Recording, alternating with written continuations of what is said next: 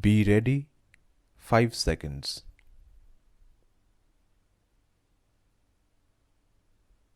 Students in the hall and those who have logged in from elsewhere, teachers, vice chancellors, heads of academic institutions, my friends on the dais.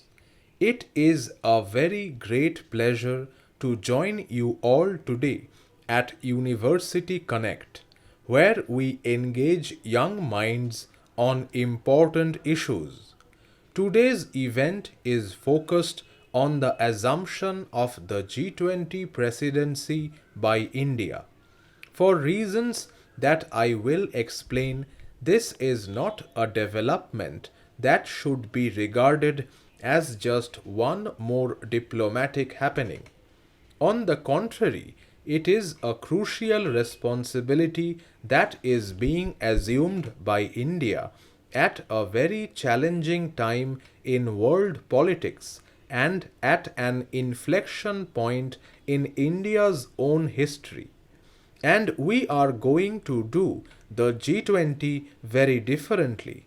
And today's event itself is proof of that. You are all aware that the G20 brings together the 20 major economies of the world. They represent 85% of the global GDP, 75% of international trade, and two-thirds of the world's population. As the host, it is also India's prerogative to invite guest nations. We have exercised that right in respect of UAE, Bangladesh, Mauritius, Egypt, Nigeria, Oman, Singapore, the Netherlands, and Spain. So, as you can see, this is a gathering of extraordinary importance, and one that is in many ways unparalleled in our history. But it is not just the collective weight of the participants that you should take note of. The very process of holding the G20 itself is uniquely impactful. There will, of course, be the G20 summit in September 2023 in New Delhi. But in addition, there are almost 200 meetings at various other levels, from ministers and officials to domain experts, civil society, and of course the youth. Given its significance, we would like G20 not to be a Delhi centric set of events, but one that is hosted, indeed, that is celebrated across the width and breadth of our country. By doing so, the world will get to know better the fullness of India's extraordinary diversity and rich heritage. Similarly, our own citizens will develop a sharper appreciation of the world, its challenges, and its opportunities.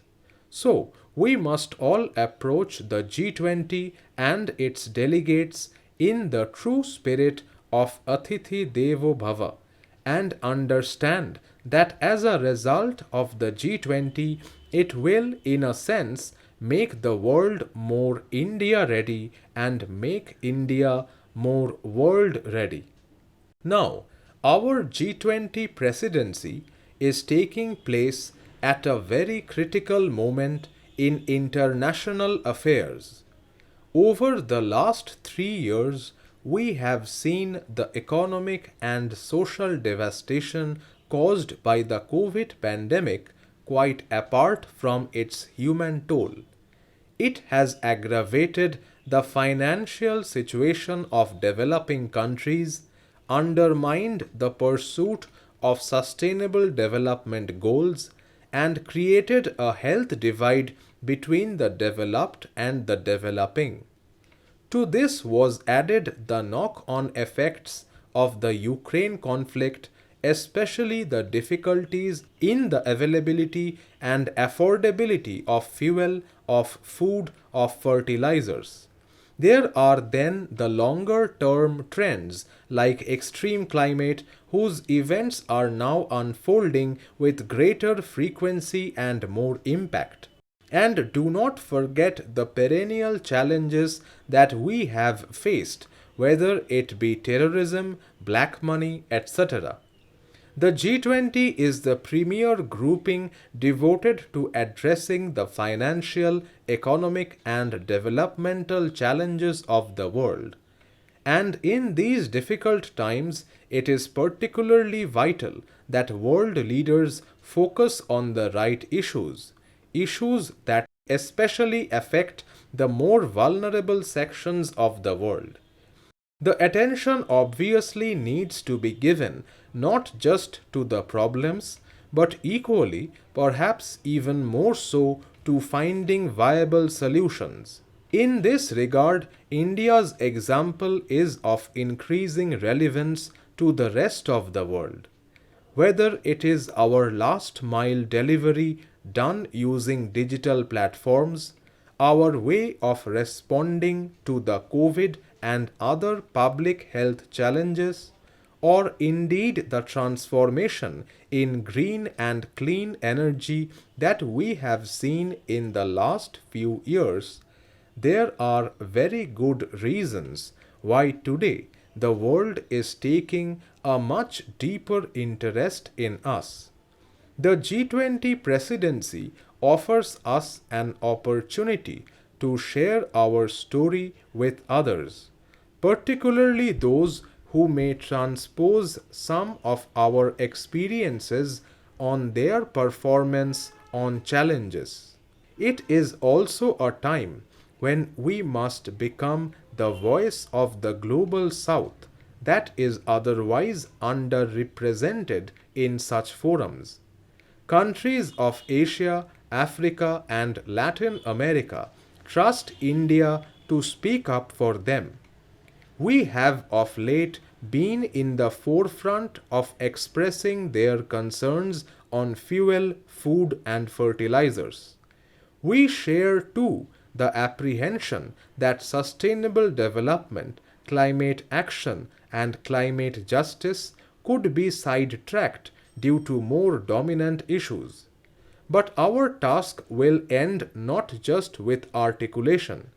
India has to take the lead in pushing for collective action, and that is exactly what we intend to do at the G20.